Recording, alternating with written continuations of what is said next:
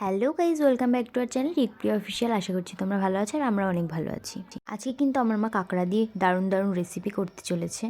ফার্স্টে কিন্তু কাঁকড়াগুলোকে তেল আর লবণ দিয়ে মাখিয়ে নিল ভালো করে, তারপরে কড়াইয়ে তেল দিয়ে কাঁকড়াগুলোকে ভেজে একটা পাত্রে ভালো করে তুলে নিল।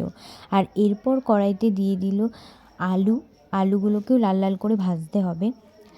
আর আমার কিন্তু কাঁকড়া খেতে খুব ভালো লাগে, তোমাদের কেমন লাগে অবশ্যই কমেন্ট করে কিন্তু জানিও। আর আজকে মা করতে চলেছে কাঁকড়ার ঝাল আর কাঁকড়ার টক আর কাঁকড়ার ঘিলু ভাজা। আমার কিন্তু কাঁকড়ার ঘিলু খেতেও খুব ভালো লাগে। এরপর তেলটা গরম হলে তার মধ্যে দিয়ে দিল জিরে, আর তারপরে যে মশলাটা করে রেখেছিল সেই মশলাটা দিয়ে দিল। এই মশলাটা কিন্তু বানিয়েছে টমেটো, আদা, রসুন আর শুকনো লঙ্কা।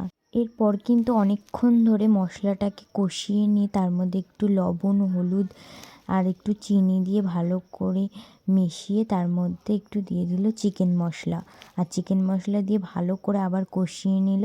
কষিয়ে নেওয়ার পর কাঁকড়া আর আলুগুলোকে ঢেলে দিল কড়াইয়ের মধ্যে। আর তারপর ভালো করে নাড়িয়ে চাড়িয়ে অনেকক্ষণ ধরে আরেকবার কষালো। কষিয়ে একটু জল দিয়ে তৈরি হয়ে গেল আজকের আমাদের কাঁকড়ার ঝাল। তো এখানে ভেজ ডালও হয়েছিল, তো তোমাদেরকে ভালো করে কাঁকড়ার ঝালটা দেখিয়ে দিলাম। এরপর কিন্তু ভালো করে ঘিলুটাকে ভেজে নিচ্ছিল, আর তারপরেই কাঁকড়ার টক রান্না হলো।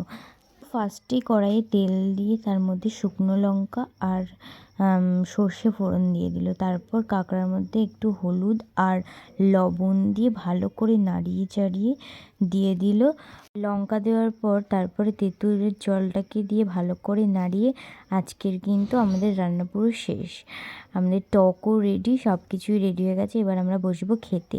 তো প্রথমেই নন্দিতা খেতে বসেছিল, আর আমরা সবাই কিন্তু বাইরেই খেতে বসেছিলাম, কারণ শীতের মধ্যে কিন্তু বাইরে খেতে খুব ভালো লাগে। তো নন্দিতাকে বলছিলাম দেখ কেমন হয়েছে খেয়ে। নন্দিতা বলছিল দারুণ হয়েছে খেতে। তো শুনেও ভালো লাগছিলো, আর মাও খুব খুশি হলো। তারপরে আমিও খেতে বসে গেলাম।